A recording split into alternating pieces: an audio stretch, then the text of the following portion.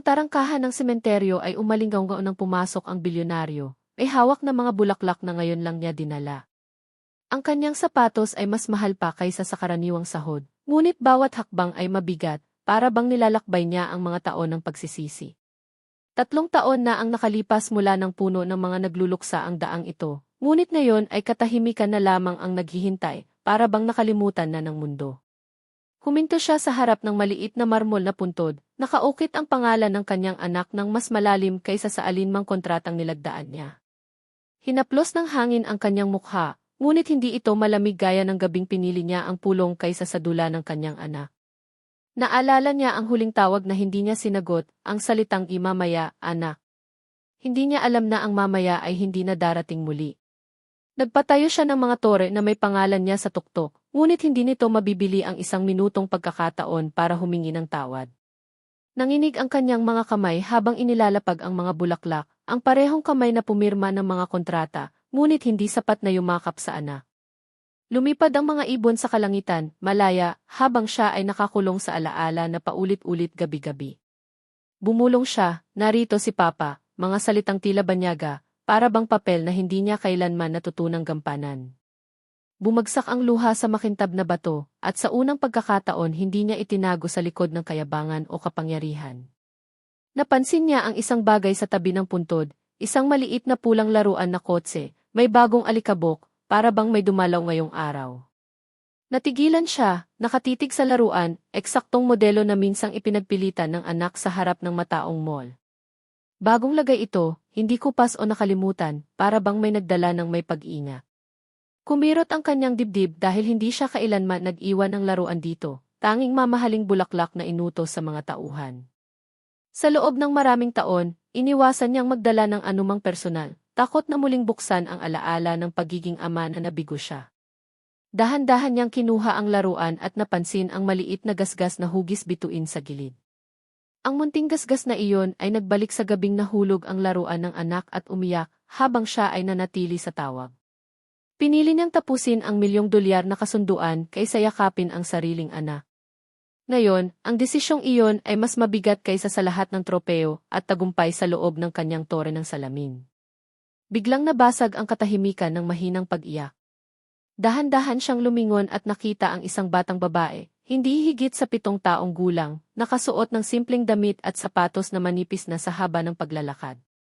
Nakatingin siya sa puntod ng anak, may sakit na tanging iniwan ng maaga ang nakakaunawa. Nanatili siyang nakapako, hindi alam kung magsasalita o mananatiling tahimik, takot na isang salita ay makabasag ng marupok na sandali. Ang batang babae ay patuloy na nakatitig, hawak ang kupas na manikang tela na tila iyon lamang ang pag-aari niya. Mahinahon siyang nagtanong, kilala mo ba ang batang nakalibing dito? Pinilit niyang gawing matatag ang tinig. Tumango siya nang hindi tumitingin, nakapako ang mata sa pangalan sa marmol. Sabi ni Mama, mabait siya. Mahinang bulong, parang alaala ng isang minahal ng malalim. Napakirot ng puso ng bilyonaryo dahil kabaitan ang bagay na hindi niya naituro ng sapat. Tinanong niya kung paano niya nakilala ang anak at itinuro ng bata ang laruan sa kanyang nanginginig na kamay. Nagdadala ako tuwing linggo, sabi niya, para hindi siya mag-isa gaya ko kapag tahimik ang gabi. Ang mga salitang iyon ay tumama ng mas matindi kaysa sa anumang insulto sa mundong pinamumunuan niya. Sa unang pagkakataon, nakita niya ang anak hindi bilang alaala, kundi bilang batang naghihintay, at napagtanto niyang ang batang ito ang nagbibigay ng ginhawa na hindi niya naibigay. Lumuhod siya ng dahan-dahan, nakipantay sa mata ng bata. Mahinahon niyang tinanong ang pangalan, takot na baka matakot siya, gaya ng dati sa matatanda. Zoya, bulong ng bata, habang mas mahigpit na niyakap ang manika. Sinabi niya ang pangalan ng anak, Arham, at ang pagbigkas nito ay nagdulot ng tahimik na kirot sa dibdib. Tumango si Zoya at nagsabi, sabi ni Mama, matapang siya, kahit takot at may sakit sa gabi. Natigilan ng bilyonaryo dahil tanging mga nurse sa ospital ang nakakita sa bahaging iyon ng anak. Siya ay naglalakbay noon, nagpapadala ng pera sa halip na umupo sa tabi ng kama.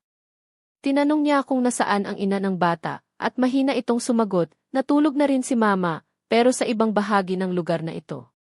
Dumaloy ang hangin sa mga puno, ngunit ang katahimikan ay mas malalim kaysa sa bagyo. Napagtanto niyang ang batang ito ay dumadalo mag-isa, bitbit ang dalamhati sa pusong napakaliit para sa ganoong bigat. Mahinahon niyang tinanong, mag-isa ka bang naglakad dito, Zoya? Tumango siya, sinabing mahaba ang lakad ngunit gusto niyang kausapin si Arham dahil tahimik itong nakikinig. Ang mga salitang iyon ay tumusok ng malalim dahil naalala niya kung gaano kadalas magsalita ang anak at bihira siyang tumingin. Umupo si Zoya sa tabi ng puntod at ikinuwento na nagdadala siya ng laruan para hindi mag-isa si Arham gaya niya sa gabi. Sinabi niyang dati ay nagtatrabaho ang ina sa ospital at ikinuwento ang batang matapang na ngumiti kahit may sakit. Naramdaman ng bilyonaryo ang matinding kirot dahil maraming beses siyang tinawagan ng ospital, ngunit pinili niyang ipagpaliban. Habang siya ay humahabol ng mga kasunduan sa iba't ibang lungsod, ang anak ay nakikipaglaban sa takot sa puting silid ng ospital. Umupo siya sa malamig na lupa, hindi alintana ang kanyang mamahaling damit o ang dumi sa tuhod. Sa unang pagkakataon sa loob ng maraming taon, hindi siya bilyonaryo, kundi isang ama na huli nang nakaupo sa tabi ng anak. Ang kanyang mga mata ay tila naghahanap ng katotohanan. Binuka niya ang bibig ngunit walang salitang lumabas, tanging mga luha na matagal niyang itinago sa likod ng kayabangan at trabaho. Doon niya napagtanto na walang saysay ang pagmamahal kung hindi ito naramdaman ng bata sa oras na higit itong kailangan.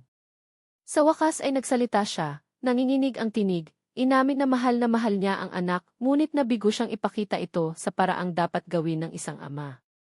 Tahimik na nakinig si Zoya, ang kanyang mga mata ay nagpapakita ng pagkaunawa na madalas ang matatanda ay may sugat na hindi nila natututunang gamutin.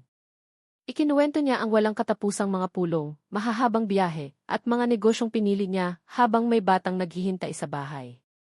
Bawat pangungusap ay parang kumpisal sa hukuman, mabigat ang puso dahil ang katotohanan ay palaging naroon, hindi lang nasasabi. Mahinang sinabi ni Zoya na abala rin ang kanyang ina, ngunit palaging may oras para yakapin siya tuwing gabi bago matulog. Ang simpleng mga salita ay tumama ng mas malalim kaysa sa alinmang kabiguan sa negosyo. Napagtanto niya na ang tagumpay ay nagbigay sa kanya ng lakas sa mundo, ngunit iniwan siyang walang kapangyarihan sa mga tahimik na sandaling tunay na mahalaga. Dumampi ang malamlam na hangin, dala ang amoy ng mga bulaklak at alaala na matagal na niyang ibinaon. Tinanong niya kung saan nakatira ang bata, at sinabi nitong may maliit na silungan malapit, at pumupunta siya rito kapag masyadong mabigat ang mundo. Habang nakatingin sa maliit na kamay na mahigpit na nakahawak sa manika, nakita niya ang parehong kalungkutan na minsang nasa mga mata ng kanyang anak. Sa unang pagkakataon mula ng libing, nakaramdam siya ng layunin na hindi mabibili ng pera. Dahan-dahan siyang tumayo at iniabot ang kamay, hindi bilang mayamang tao, kundi bilang isang taong handa ng magmalasakit. Nag-atubili si Zoya, dahil madalas ang mga pangako ng matatanda ay naglalaho gaya ng hamog sa umaga. Lumuhod siya at mahina niyang sinabi na hindi na niya kailangang maglakad ng mag-isa sa landas ng sakit, hanggat siya ay humihinga. Pinagmasdan ng bata ang kanyang mukha, tila naghahanap ng katapatan na mas malalim kaysa sa mamahaling damit o makinang na relo.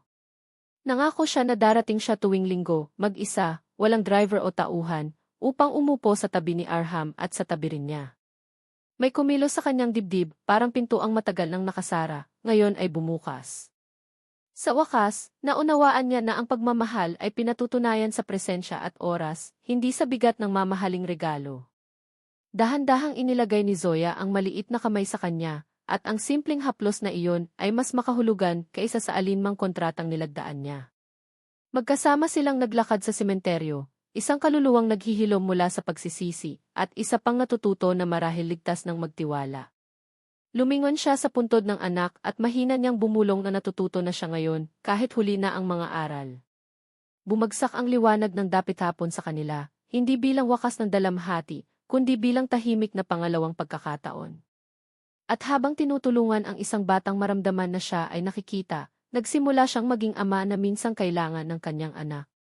Kinabukasan, bumalik siya sa sementeryo ng mas maaga, may dalang dalawang maliit na palumpo ng bulaklak. Isa ay maingat niyang inilagay sa puntod ng anak, ang isa ay mahigpit niyang hinawakan, puno ng pag-asa. Hindi niya alam kung bakit ganoon siya nagmamalasakit, ngunit ang pag-iisip na hindi siya darating ay mas mabigat kaysa sa anumang pagkatalo sa negosyo. Mabagal ang mga minuto at pumasok ang pagdududa na baka kahapon ay isang pagkakataon lamang ng kalungkutan. Ngunit nakita niya ang maliit na figura ng bata, Maingat na naglalakad sa pagitan ng mga puntod, may hawak na bagay na nakabalot sa papel. Dumaloy ang ginhawa sa kanya, para bang matagal siyang naghihintay sa pamilya, hindi sa estranghero. Mahiyain siyang umiti nang makita siya, para bang takot na magbago ang isip niya tungkol sa kabaitan. Inabot niya ang ikalawang palumpon at mahina niyang sinabi na bawat puntod ay karapat-dapat sa bulaklak at alaala. Muling napuno ng luha ang mga mata ng bata, ngunit ngayon ay luha ng pasasalamat, hindi ng kalungkutan. Magkasama silang naupo sa tabi ng mga puntod, dalawang pusong sugatan, dahan-dahang natututo na ang dalamhati kapag pinagsaluhan ay nagiging mas magaan.